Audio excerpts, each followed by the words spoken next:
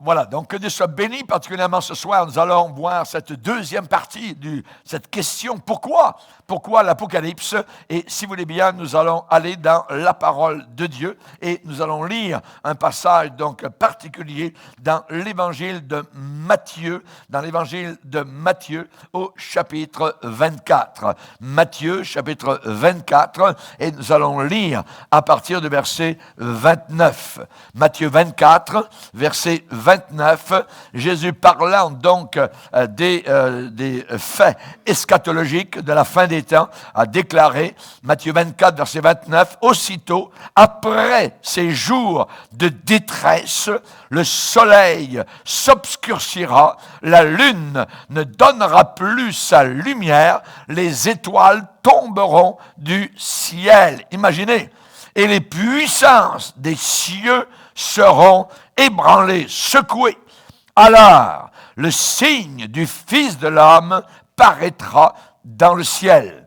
Toutes les tribus de la terre se lamenteront, pleureront, et elles verront le Fils de l'homme venant sur les nuées du ciel avec puissance et une grande gloire. Il enverra ses anges avec la trompette retentissante et ils rassembleront les élus des 4 vents depuis une extrémité des cieux jusqu'à l'autre. Instruisez-vous par une comparaison, une illustration tirée du figuier. Dès que ses branches deviennent tendres et que les feuilles poussent, vous connaissez que l'été est proche. De même, quand vous verrez toutes ces choses, sachez que le Fils de l'homme est proche, à la porte. Je vous le dis en vérité, cette génération ne passera point que tout cela n'arrive. Le ciel et la terre passeront, mais mes paroles ne passeront pas. Amen. Seigneur, nous te bénissons. Nous te glorifions pour ce qui nous attend. Nous croyons, nous enfants de Dieu, nés de nouveau par le sang précieux qui a coulé sur la croix du Calvaire. Nous te prions de nous aider, Seigneur, dans le cheminement de nos réflexions intérieures. Nous te prions, Seigneur, que nos pensées soient concises et que nous puissions saisir, Seigneur, le temps dans lequel nous sommes et comprendre que nous sommes parvenus à la fin des temps. Veuille bénir nos auditeurs et nos auditrices autour de la planète Terre. Que la grâce de Dieu les accompagne et qu'ensemble, nous puissions nous préparer à cette grande et merveilleuse rencontre dans la gloire éternelle avec Jésus, notre Sauveur. Amen et amen. Et tout le peuple dit Amen. Gloire à Dieu. On peut s'asseoir, frères et sœurs, chers amis. Alléluia. Gloire à Dieu. Dans la première partie, particulièrement, nous avons vu donc différentes choses. Nous avons vu la personne centrale donc de l'Apocalypse.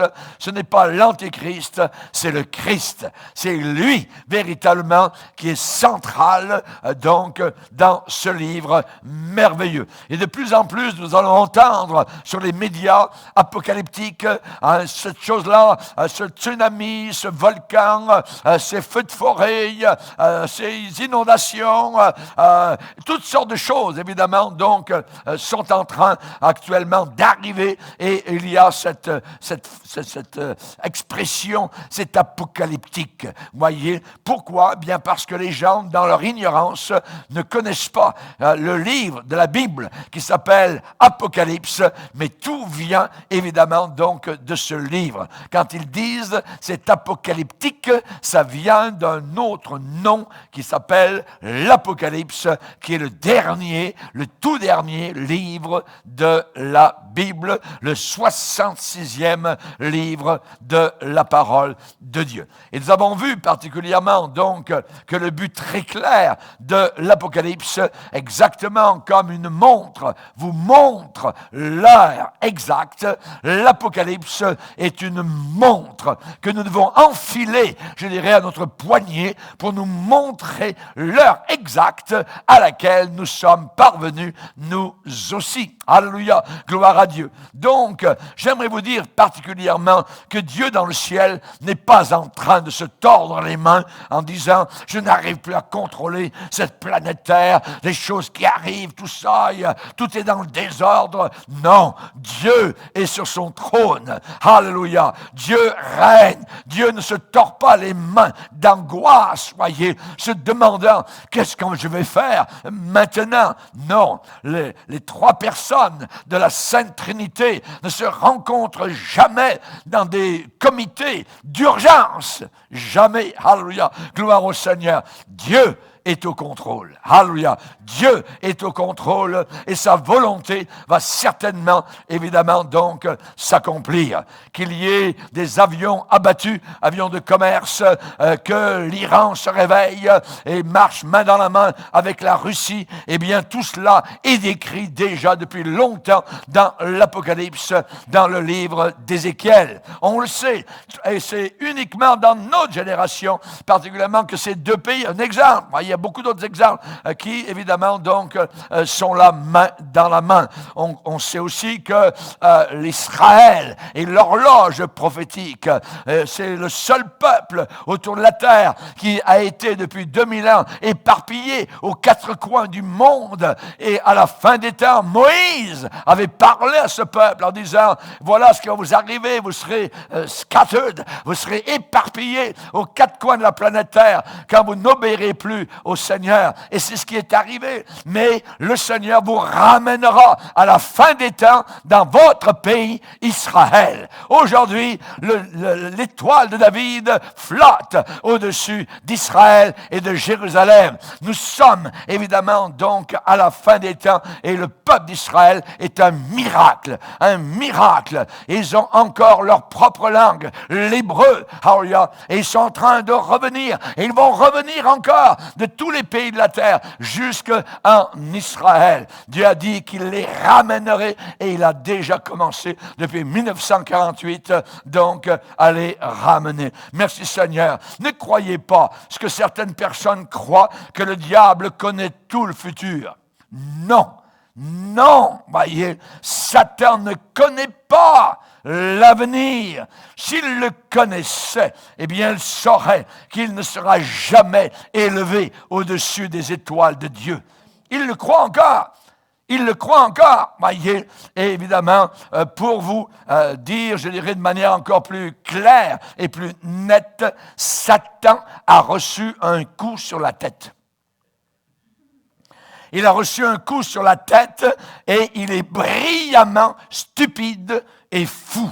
Il est abominablement beau, hideux dans son caractère et il va aller un de ces jours en enfer. Dans l'Apocalypse, chapitre 20 et le verset 10, un des plus beaux versets de la Bible, on nous dit « Et le diable qui les séduisait fut jeté dans l'étang de feu et de soufre, et il sera tourmenté jour et nuit au siècle des siècles. » Alléluia. Merci Seigneur. Merci Seigneur. Satan n'est pas encore en enfer aujourd'hui, mais il est destiné à l'enfer. Et quand il sera là, j'aimerais vous dire qu'il ne régnera pas en enfer. Absolument pas. Voyez, d'où vient l'idée qu'ont les gens que Satan connaît toutes choses? Non, c'est une théologie de Robin des Bois, voyez, de basse classe, voyez. Beaucoup de personnes aujourd'hui enseignent des doctrines qui ne viennent pas de la parole de Dieu. Le diable n'est pas omniscient. Il ne sait pas tout. Il n'y a que Dieu qui est omniscient, qui connaît toutes choses. On a besoin, nous, personnellement, de tirer notre enseignement, notre doctrine de la parole de Dieu et non pas de ce qu'on a uniquement entendu des autres. Les Béréens vérifiaient dans dans les Écritures pour voir si ce qu'on leur disait était exact. L'exactitude biblique, eh bien, doit se trouver dans les Saintes Écritures et pas dans la bouche de mon chum, de mon ami ou de quoi que ce soit. Nous avons eu des gens ici qui sont venus dans l'Église avec la Bible, la fin des temps, c'est magnifique, tout ça, puis je connais, puis l'Antéchrist, tout ça. Puis aujourd'hui, ils sont sur Internet, et puis le pasteur Bourgier est un faux prophète.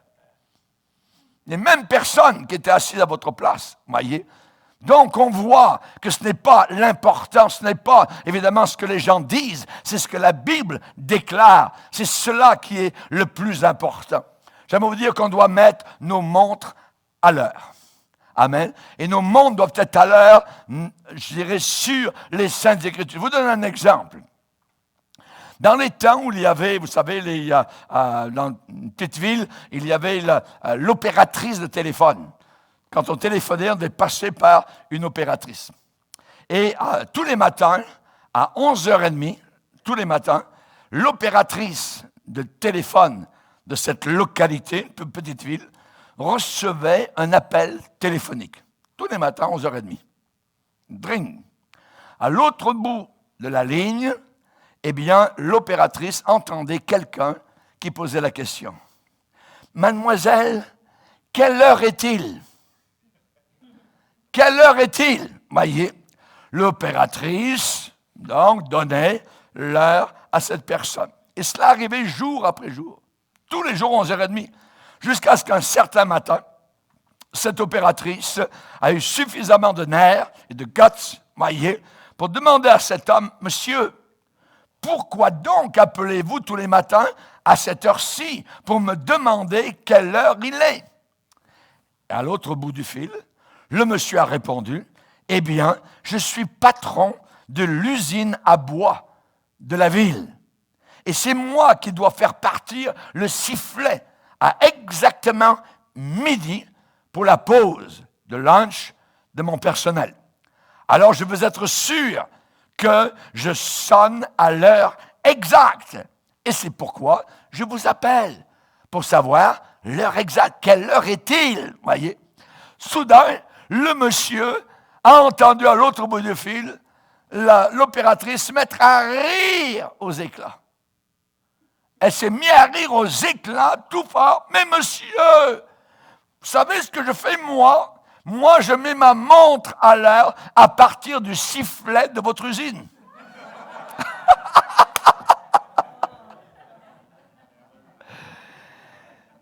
Ne mettez pas à l'heure votre sifflet à partir de quelqu'un d'autre. Amen. Alléluia. Évidemment, donc, on a besoin de mettre nos montres à l'heure à partir de la parole de Dieu. Amen. Alléluia. Des autres ont un autre son de cloche, ils croient ceci, ils croient cela. Aujourd'hui, il y a 20 ans, c'était ça. Aujourd'hui, c'est autre chose. Ça a changé. Toutes sortes d'affaires. Voyez, on a besoin de faire confiance à la parole qui vient d'en haut, à la parole du Dieu Tout-Puissant. Pourquoi avons-nous l'Apocalypse? Eh bien, on le dit déjà à l'entrée, au premier chapitre, pour montrer. Une montre, c'est pour montrer à ses serviteurs les choses qui doivent arriver bientôt. Amen. Alléluia. Gloire au Seigneur. Les choses dont on parle dans l'Apocalypse n'ont pas été accomplies au premier siècle.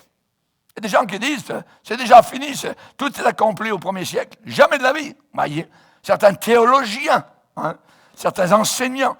L'Apocalypse n'est pas non plus une description des plus grandes lignes de l'histoire de l'humanité. Non, absolument pas. Voyez, il y a des gens qui pensent que l'Apocalypse, eh bien, nous dit, ça a commencé au premier siècle, et ça se continue donc aujourd'hui, et à la fin de l'Apocalypse, donc on a toute l'histoire de l'humanité. Jamais de la vie, non. Voyez, ce n'est pas non plus l'Apocalypse une allégorie, une image, une comparaison spirituelle pour imager la bataille entre le bien et le mal. Non, non. L'Apocalypse a à faire avec la consommation des temps à venir. Quand vous êtes certain de votre futur, alors vous pouvez vous concentrer sur votre présent. Amen. Alléluia. Nous avons dans l'Apocalypse la promesse d'un réconfort. Croirez-vous, l'Apocalypse est un livre de consolation. J'ai toujours vu, j'ai enseigné l'Apocalypse à différents endroits, dans différentes écoles bibliques, à différentes églises, et tous les gens qui recevaient cet enseignement repartaient boostés, remplis, joyeux, avec un sourire immense sur leur visage. C'est merveilleux. Normalement, d'après ce que les païens disent, ils devraient partir. Oh, c'est terrible, tout ça. Non. Au contraire, il y a une joie à étudier la parole du Seigneur et surtout l'Apocalypse. C'est encourageant, c'est consolant. Heureux celui qui lit et ceux qui entendent les paroles de la prophétie de l'Apocalypse et gardent les choses qui y sont écrites, car le temps est proche. Le temps est proche. Lisez l'Apocalypse. Ce livre vous révélera la pensée de Dieu. Heureux celui qui lit. Je me rappelle, lorsque j'étais en préparation donc d'une affectation dans la marine, et j'étais à Rochefort, en France particulièrement, et nous n'avions rien à faire pendant, je ne sais pas, une semaine, 15 jours. Tout ce qu'on avait à faire, c'était aller à la cafétéria, ensuite, aller sur notre banette, notre lit, tout ça, ou aller jouer au jeu de baby-foot ou quoi que ce soit. Nous attendions simplement notre affectation. Savez-vous ce que j'ai fait? Moi, j'avais un petit Nouveau Testament et j'ai commencé à lire le livre de l'Apocalypse. J'étais là pendant des heures, allongé sur ma banette, pendant que les autres allaient foirer. Moi, je lisais le livre de l'Apocalypse. Et ensuite, quand l'heure sonnait, l'heure d'aller manger, parce que j'en avais rien à faire, donc j'étais rempli, sans vraiment comprendre tout ce que je venais de lire, mais j'étais béni, il y avait une sorte de bénédiction sur moi. C'était en 1966. Et cela m'a amené en 1968 sur un bateau de guerre à donner ma vie totalement à Jésus-Christ. La parole de Dieu, la puissance de la parole de Dieu. Pendant des heures et des heures, je lisais particulièrement le livre de l'Apocalypse. Voulez-vous être béni? Lisez l'Apocalypse. Lisez l'Apocalypse. Ça vous fera découvrir, amen, ça déverrouillera le mystère, amen, de l'histoire humaine. Ça vous décèlera, amen, la pensée de Dieu vis-à-vis de la fin des temps. Vous savez, dans la religion orientale, l'histoire se passe en cycle. C'est cyclique, voyez. Ils croient à la réincarnation. Ils vont se réincarner. Et les disciples de ces religions continuent, d'après eux, à revenir sur terre jusqu'à ce qu'ils soient droits, justes, et ainsi de suite. Voyez, c'est une erreur. Il est donné aux hommes de mourir une seule fois, après quoi vient le jugement. Mais les religions orientales sont cycliques. Tandis que l'histoire biblique n'est pas cyclique, elle est linéaire. Elle est dans un certain sens. Elle part du point A et elle va directement en droite ligne au point B.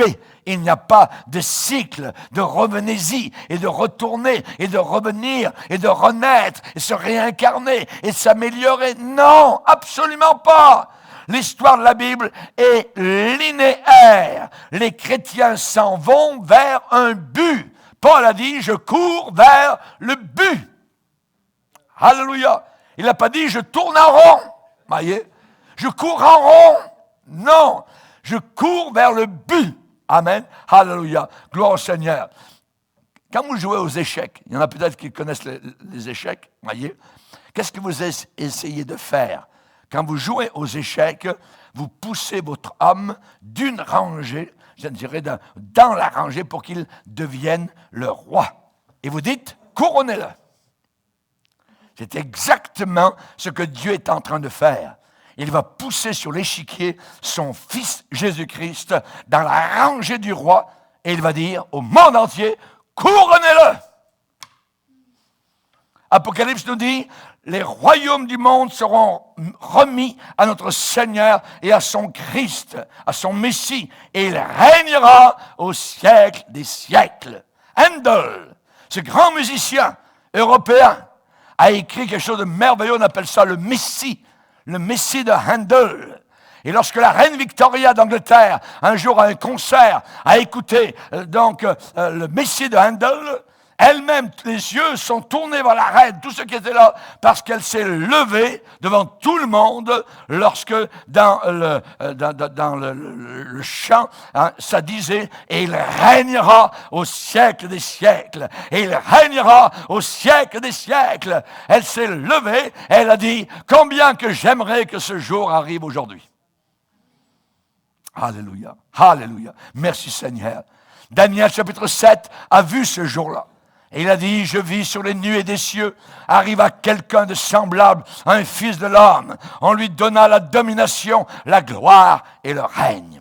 Daniel 7, versets 13 et 14. Qu'est-ce que l'ange Gabriel a dit à Marie lors de l'annonciation qu'elle allait être enceinte miraculeusement? Il lui a été dit, le bébé que tu vas porter, c'est un garçon et il régnera éternellement et son règne n'aura pas de fin. Alléluia. Alléluia. Merci Gabriel. Alléluia. Nous avons annoncé cette chose glorieuse et merveilleuse. Le monde aujourd'hui est dans un marasme inimaginable, terrible. Pourquoi? Parce que tout est déplacé. Tout est déplacé. Le mal est bien à leurs yeux. Et le bien est devenu mal à leur regard. Aujourd'hui, c'est très bien d'afficher son homosexualité. Alors c'est une honte en politique, lorsqu'on sort du placard et qu'on déclare qu'on est homosexuel. Ah, les gens disent, ah, il est intègre, il a du courage. C'est merveilleux, c'est faux, c'est une lâcheté terrible. Voilà la réalité. Cependant, attention. Le roi Jésus-Christ est destiné au trône. L'épouse, qui est l'Église, appartient à l'époux. Et le criminel, Satan, est destiné à la prison et à l'enfer. Quand le diable est venu vers Jésus pour le tenter, il a proposé un marché de dupes. Le diable lui montra en un instant tous les royaumes de la terre et dit à Jésus, je vais te donner toute cette puissance et la gloire de ces royaumes, car elle m'a été donnée et je la donne à qui je veux. Si donc tu te prosternes devant moi, elle sera toute à toi. Jésus répondit, il est écrit. Ah, la puissance de la parole. La puissance de la parole de Dieu. Il est écrit, tu adoreras le Seigneur ton Dieu et tu le serviras lui seul. Il va dire, je suis Dieu et tu le sais. Je suis le Créateur et tu es une créature maléfique, Satan. Arrière de moi. Alléluia. Un de ces jours, quand le roi sera sur son trône, quand l'épouse sera à ses côtés, à côté de l'époux, et quand le criminel sera en prison et en enfer, nous comprendrons bien des choses. Et la façon pour laquelle toutes choses ont été destinées. Toutes choses concourent au bien de ceux qui sont appelés et de ceux qui aiment le Seigneur. Toutes choses. Amen. Alléluia. L'Apocalypse nous montre, l'Apocalypse révèle, dévoile le mystère de l'histoire. Alléluia. Gloire au Seigneur. Au premier chapitre de l'Apocalypse, au début, il est dit « Heureux celui qui lit les paroles de la prophétie. » Heureux. Et l'Apocalypse termine, dernier chapitre, chapitre 22, en disant « Heureux celui qui garde les paroles de la prophétie de ce livre. » Heureux au départ, heureux à la fin. Merci Seigneur pour ces portes dorées, amen, qui enferment l'Apocalypse comme un joyau glorieux. Alléluia. Merci Seigneur. Merci Seigneur. J'aimerais vous dire que nous devons entendre, nous devons écouter le message de l'Apocalypse. Pourquoi? Parce que ce livre donne un sens à nos souffrances. Ce livre donne un sens à nos souffrances. La Bible dit dans l'Apocalypse, premier chapitre, « Heureux ceux qui entendent les paroles de la prophétie. » C'est une chose de lire l'Apocalypse, c'est une autre chose de l'entendre. De l'entendre. Jésus a dit, si quelqu'un a des oreilles, qu'il entende. Il a dit aux églises, Apocalypse 2 et 3, que celui qui a des oreilles entende. 7 fois, le Seigneur va dire cela. Entendre, entendre. Que celui qui a des oreilles entende. Saviez-vous que vous pouvez lire le livre de l'Apocalypse et cependant ne pas l'entendre? Ne pas l'écouter. Vous rappelez-vous, quand vous étiez plus jeune, et que vos parents, votre professeur à l'école, vous ont déjà dit, « Hey, m'entends-tu? M'entends-tu? Vas-tu m'écouter? Vas-tu m'écouter? » Il ne vous demandait pas, vos parents ou le professeur, si vous entendiez leur voix avec vos tympans, mais il voulait savoir si vous compreniez bien. Si vous compreniez bien ce qu'il vous disait, si c'était bien descendu là, dans votre cœur, dans votre intelligence, dans vos pensées. Qu'est-ce que vous dites à un frère, à une sœur chrétienne qui souffre une douleur insupportable, que même le médicament le plus fort ne peut pas enlever cette douleur? Qu'est-ce que vous dites à quelqu'un, un frère ou une sœur, qui se tient au cimetière, à côté d'un époux, un frère, ou une sœur, voyez, qui est en train, un époux qui est en train d'enterrer sa bien-aimée? Qu'est-ce que vous lui dites? Il l'aimait tellement, alors qu'il tient par la main leur seul enfant. Qu'est-ce qu'on leur dit? Qu'est-ce que vous dites à une maman? Son petit bébé a été emmené au ciel par les anges et ses bras maintenant restent vides. Et le berceau à la maison aussi. Qu'est-ce que vous leur dites? Eh bien, il y a une chose que vous pouvez dire, mon frère, ma sœur. Ce n'est pas le plan final de notre Dieu. L'Apocalypse dit, il essuiera toute larme de leurs yeux. Il essuiera toute larme de tes yeux. Apocalypse 21, verset 4. Et en plus, maintenant, Apocalypse chapitre 7, verset 17. L'agneau qui est au milieu du trône les paîtra et les conduira aux sources des eaux de la vie. Et Dieu essuiera toute larme de leurs yeux. Merci Seigneur. Et Apocalypse 21, verset 4. La mort n'existera plus. Il n'y aura plus ni douleur, ni deuil, ni cri, car les premières choses auront disparu. Merci Seigneur. J'aime le mot disparaître. C'est le contraire de paraître. Les douleurs, la mort ont commencé à paraître dans la Genèse. Mais lorsque nous serons évidemment rendus à ce niveau-là, là-haut dans la gloire, alors tout cela aura totalement disparu. Heureux ceux qui entendent, qui comprennent bien, car ça descend au fond du cœur, les paroles du Seigneur. Ensuite, j'aimerais vous dire, gardez-les profondément. Ça va faire quoi?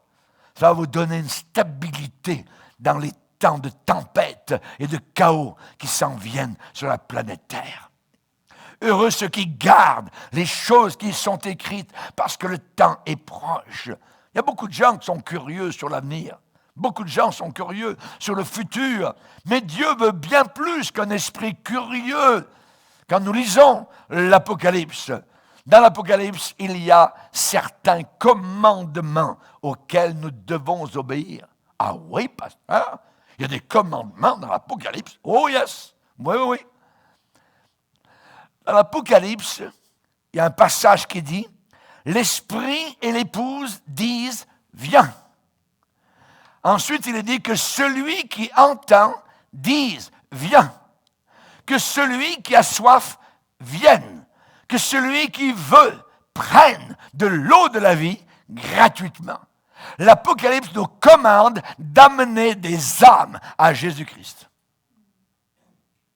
Ça nous garde les deux pieds sur terre. Il y a des gens qui aiment parler, Antichrist, tout ça, puis les Russes, puis l'Apocalypse nous demande d'avoir les deux pieds sur terre, dans la boue des rues autour de nous, pour parler de Jésus. Il faut sortir votre tête des nuages de la prophétie et placer vos pieds sur l'asphalte des rues et des avenues pour aller gagner des âmes. Si vous croyez vraiment que la fin de toute chose est proche, vous ne serez pas négligent pour parler de Jésus. Vous allez en parler, voyez. Vous allez en parler à votre famille qui n'est pas sauvée, à vos amis, vos voisins, vos collègues de travail, à vos co-ouvriers. Vous allez en parler. Donc, nous devons lire l'Apocalypse. Nous devons bien l'entendre, la comprendre et la garder. Et alors, nous serons bénis. La Bible, c'est le seul livre que je connaisse à l'intérieur duquel Dieu me garantit, me promet de me bénir. Vous pouvez étudier des livres de science. Vous pouvez étudier des livres de technologie. Ils ne vous béniront jamais. Jamais. Albert Einstein a fait une déclaration. Il a dit, avec tous nos progrès technologiques que l'on applaudit tellement, malgré cela, notre civilisation même est comme quelqu'un qui a une hache entre les mains et cet homme est un criminel pathologique. Moi, je vais renchérir et je vais dire avec Albert Einstein, je dis que notre civilisation est comme un chimpanzé qui tient une torche enflammée à l'intérieur d'une pièce bourrée de dynamite. C'est à peu près ce que nous sommes. Les scientifiques, les programmeurs ont rapproché le monde entier, mais ils n'en ont pas fait plus une fraternité. Non. Les livres de sociologie ne sont pas la réponse. Les sociologues, qu'est-ce qu'ils font? Ils ne font que repeindre, redécorer le Titanic. Mais il coule. Les livres de sociologie, voyez, ne font que prendre un pot de peinture et repeindre le chemin grand et large qui descend en enfer. Ils essayent de faire en sorte que notre monde soit un meilleur lieu, mais à partir duquel on plonge directement vers l'enfer. So what? Que servirait-il à un homme de gagner le monde entier s'il perd? P-E-R-D. Perdre son âme. Ça va servir à quoi? Les livres sur la politique, voyez, n'ont pas plus la réponse. Nous gagnons des guerres parfois, mais nous perdons la paix. Et le cercle ne semble jamais finir. Lire le livre de l'Apocalypse va entraîner une stabilité dans la tempête. Ce sont des stabilisateurs de votre vie personnelle. Avez-vous écouté dernièrement les nouvelles? C'est incroyable. Si j'avais dit cette phrase-là il y a 50 ans, elle était vraie. Je la dis aujourd'hui, elle est vraie. Et si on est encore dans 50 ans sur la terre, cette même phrase sera encore vraie. Je vais vous la répéter. Avez-vous écouté dernièrement les nouvelles? C'est incroyable.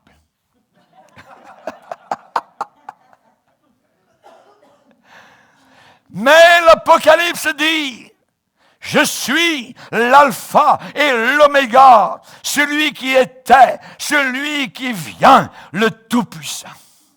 Alléluia, alléluia. Jésus-Christ est différent d'il y a 2000 ans. Non! La Bible dit, Jésus est le même, hier, aujourd'hui et éternellement. Alléluia. Il ne varie pas d'un iota, il est exactement le même. Alléluia. Nous devrions demander à Mélanie de faire quelques petites plaquettes décoratives. Il y a des petits tableaux sur les murs. Hein. Il faudrait que tu demandes, Mélanie, le nom de la personne. Parce que tu vas marquer le nom de la personne. Si c'est moi, eh bien, par exemple, hein, il y a Raymond, fais-moi confiance, j'ai toutes choses sous mon contrôle. Et en bas, tu marques Jésus. Amen. Alléluia. Fais-moi confiance, j'ai toutes choses sous mon contrôle. Jésus, il est le Tout-Puissant. Tout pouvoir m'a été donné, a-t-il dit dans Matthieu 28, dans le ciel et sur la planète Terre. C'est lui qui a le pouvoir total. Amen. C'est pas le dirigeant de la Russie, de la Chine, amen, ou du Moyen-Orient, ou quoi que ce soit, ou dans le monde occidental, ou en Europe, ou en Amérique. C'est Christ Jésus qui a le pouvoir total. Pas besoin d'avoir un diplôme universitaire pour comprendre que c'est Dieu qui apporte la stabilité dans les temps chaotiques. La personne la plus simple peut comprendre cela autant que celui qui est instruit. Tout ce qu'il faut, c'est que le Tout-Puissant nous donne cette compréhension. Il leur ouvrit l'esprit afin qu'ils comprennent les Écritures. Les Écritures, tout est écrit d'avance. Alléluia. Sur les grands événements eschatologiques de la fin du monde. Alléluia. Quand j'étais petit, que j'entendais la fin du monde, mon cœur shakeait, mon cœur tremblait, tout ça. Aujourd'hui, mon cœur est joyeux. Alléluia. Je suis enflammé quand je lis, amen, ce que Jésus a parlé vis-à-vis de la fin des temps et particulièrement dans l'Apocalypse. Comprends ce que je dis, a dit Paul à Timothée. Comprends ce que je dis, car le Seigneur te donnera de l'intelligence en toutes choses. Il y avait un homme qui aimait l'Apocalypse. Il n'avait aucune connaissance biblique. Mais il aimait l'Apocalypse.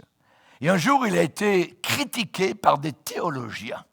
Monsieur les théologiens, voyez, qui eux étaient bien plus intelligents, bien plus sages, supposément.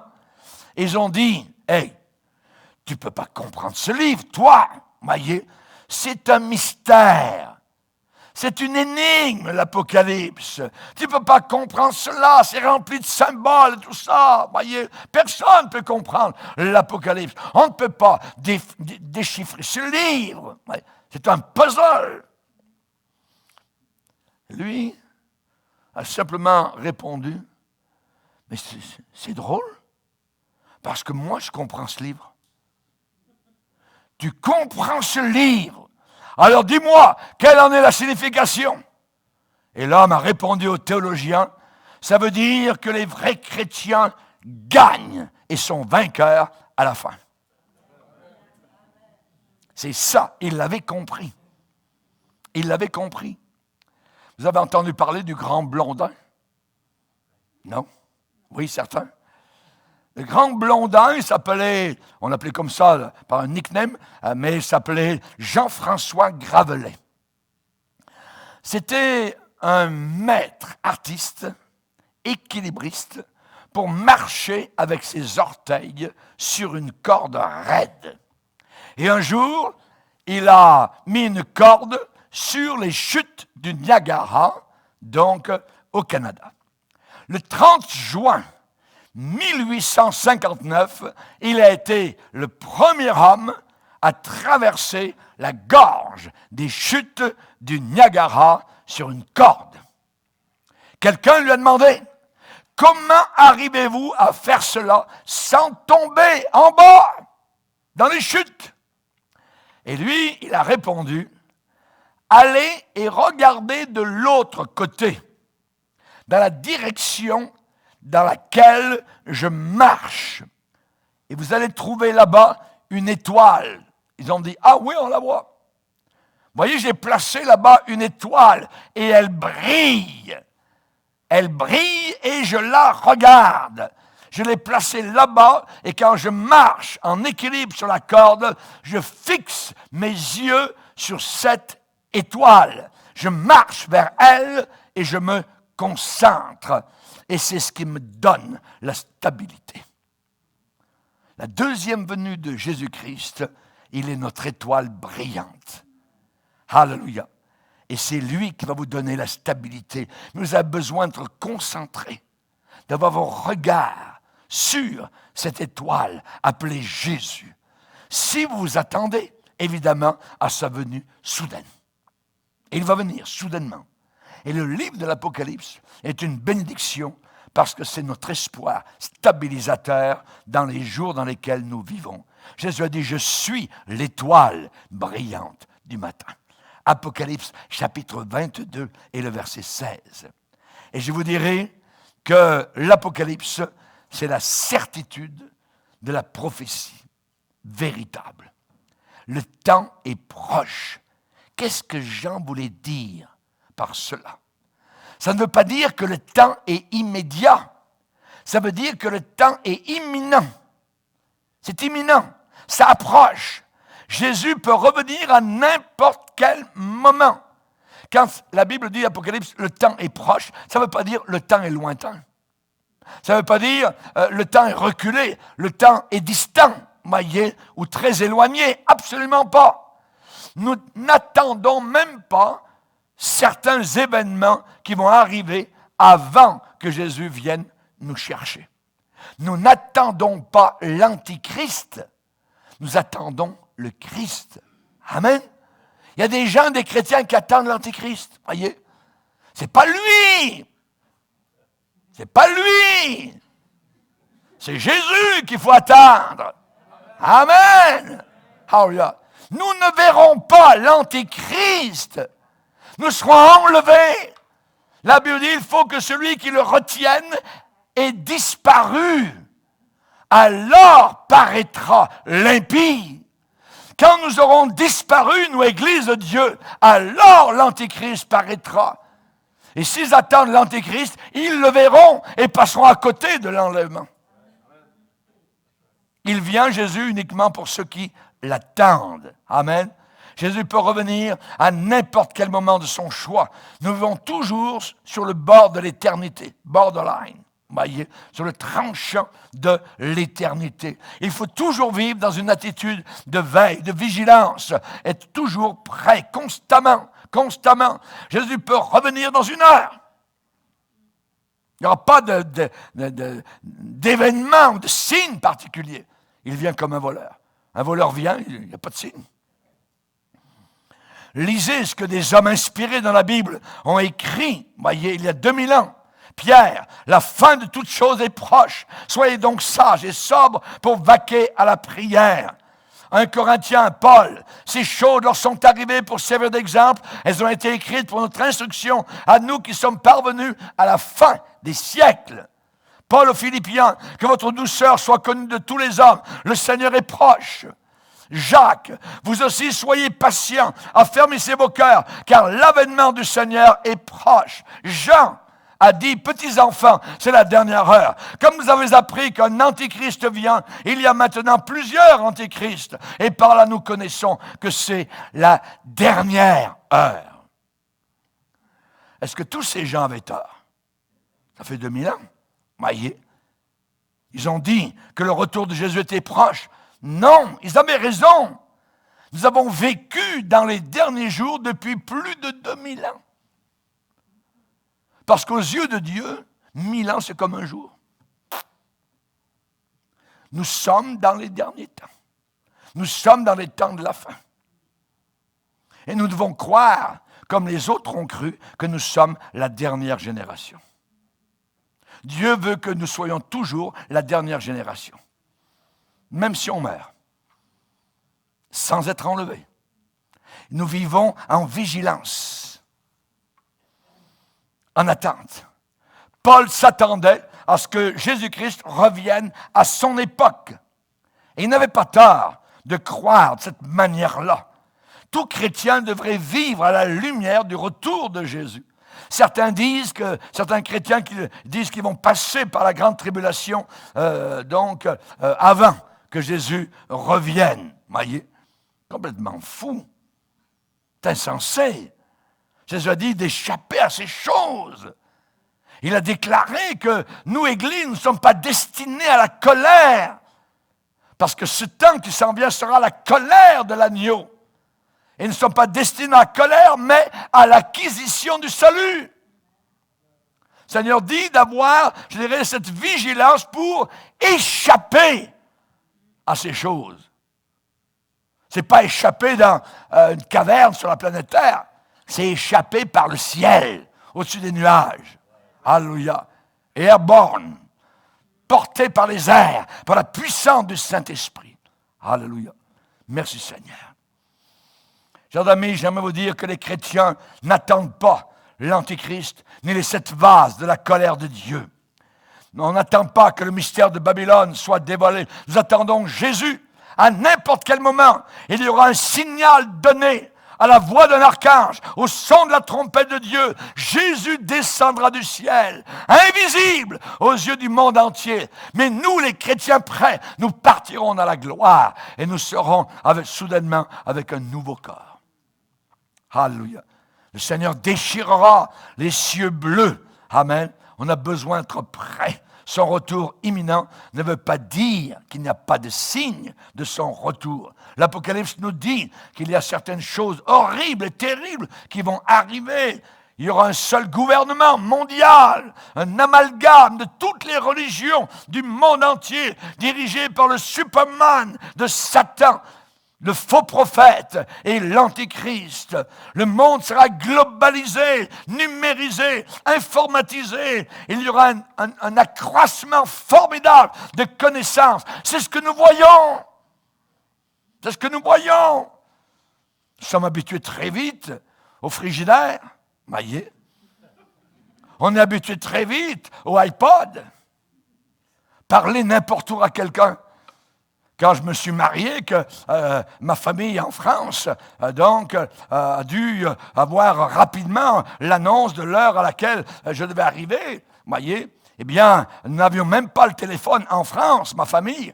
Donc, il y avait un rendez-vous qui a dû se faire au bureau de poste, voyez. Et là, il a fallu attendre l'heure, tout ça, et finalement... Oui, c'est moi, maman. Ah, tout ça. Donc, c'était terrible, les communications. Aujourd'hui, voyez, pas besoin d'aller à un endroit spécial. Toc, toc, toc. Voyez, automatiquement, vous avez le monde entier à portée de main. On s'habitue très vite à ça. Ça ne fait pas longtemps, pourtant. Nous avons besoin, Jésus l'avait dit, qu'à la fin des temps, il y aurait un accroissement d'une connaissance inimaginable. Et l'homme a toujours utilisé sa connaissance pour la guerre. Toujours, au travers des siècles. Nous voyons que le monde sera systématisé. On donnera une marque, un numéro, un chiffre à toute personne sur la terre et ils ne seront plus capables d'acheter, de vendre sans ce numéro, sans cette marque, sans cette puce. On a cela dans l'Apocalypse chapitre 13. Nous voyons des bouts de fil, cette prophétie en train d'arriver aujourd'hui. Nous sommes à l'avant-scène. Nous sommes sur le devant. Nous comprenons.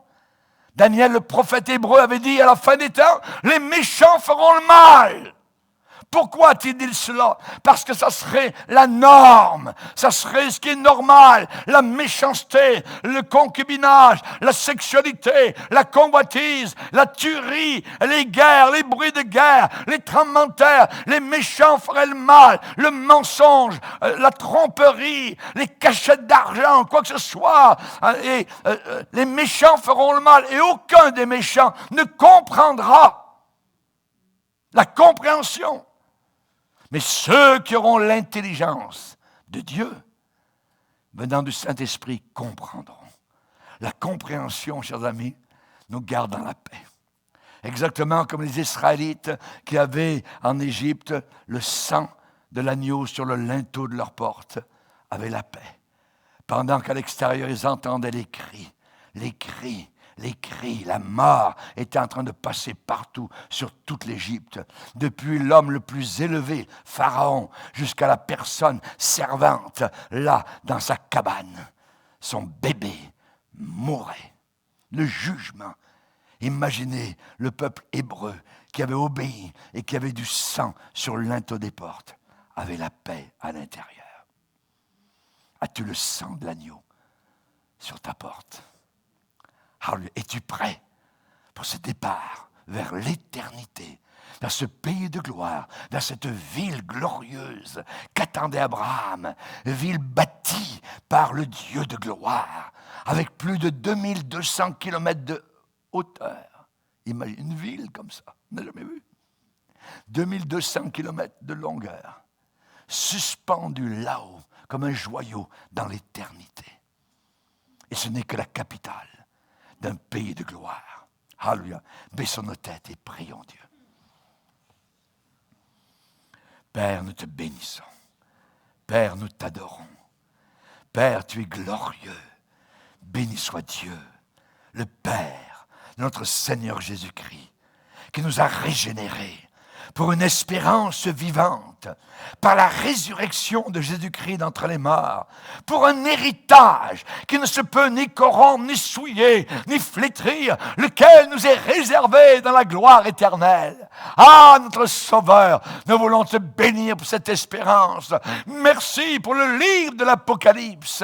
Aide-nous, Seigneur, à ouvrir les yeux, à reconnaître, à discerner. Si nous sommes capables de discerner les signes de la température, Seigneur, alors combien nous devons discerner, combien nous sommes arrivés à la fin des temps. Merci, Seigneur. Aide-nous, s'il te plaît, à être prêts, à te servir de mieux en mieux, à t'obéir de plus en plus. Merci, Père, pour le sang qui a coulé, le sang de l'agneau que nous avons placé, badigeonné sur notre vie entière, de la tête aux pieds, que nous soyons recouverts du sang de Jésus-Christ. Merci, Seigneur. Amen et amen. Et tout le peuple dit Amen. On va se lever ensemble.